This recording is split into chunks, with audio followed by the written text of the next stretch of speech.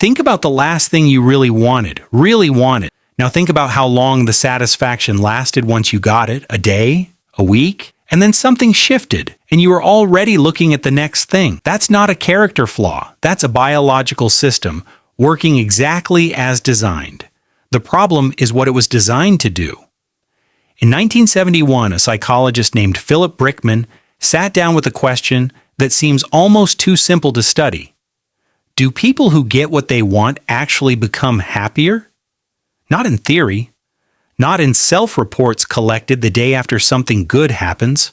Over time, durably, actually happier. He spent years chasing the answer.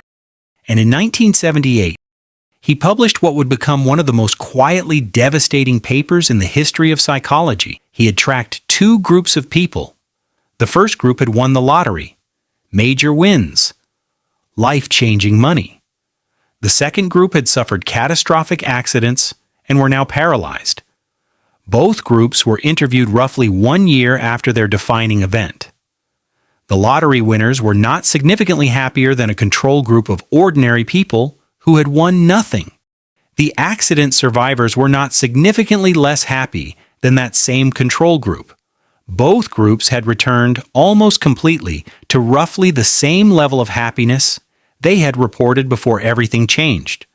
Brickman called it hedonic adaptation. The idea that human beings have a happiness set point, a baseline level of well-being that we orbit regardless of what happens to us. Good things pull us above it, bad things pull us below it. And then, with remarkable consistency, we drift back. That finding has now been replicated dozens of times across cultures, income levels, life events, and decades. It is one of the most robust results in all of psychology. And it points to something about the human mind that most people spend their entire lives refusing to look at directly. Your brain was never building toward satisfaction. It was building toward wanting more. Here is why. Deep inside your brain sits a structure called the nucleus accumbens. It is the core of what neuroscientists call the reward circuit, and for most of the 20th century, scientists assumed this was your brain's pleasure center. The place that lit up when good things happened. They were wrong. In the 1990s, neuroscientist Wolfram Schultz ran a series of experiments on primates that changed everything. He was measuring dopamine, the chemical most people associate with pleasure, while the animals received unexpected rewards. A drop of juice, a small treat. And dopamine surged exactly as expected. But then he changed something. He introduced a signal. A light that appeared a few seconds before the reward arrived. And something strange happened. The dopamine stopped surging when the reward arrived. Instead, it surged when the light appeared. The anticipation had consumed the reward entirely. The wanting had replaced the having. And when the signal appeared but no reward followed, dopamine didn't just return to baseline, it dropped below it. The absence of the expected reward felt actively worse than never expecting it at all.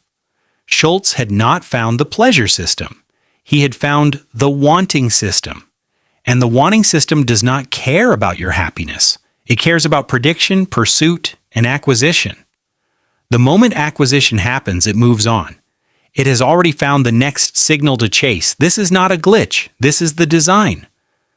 For most of human history, the inability to stay satisfied was a survival advantage.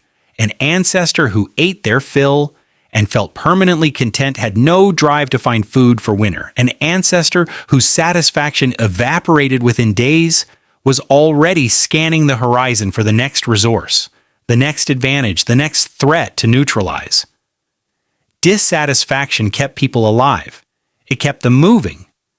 The system was never meant to deliver happiness. It was meant to deliver motion. But here is what Brickman noticed in his later work.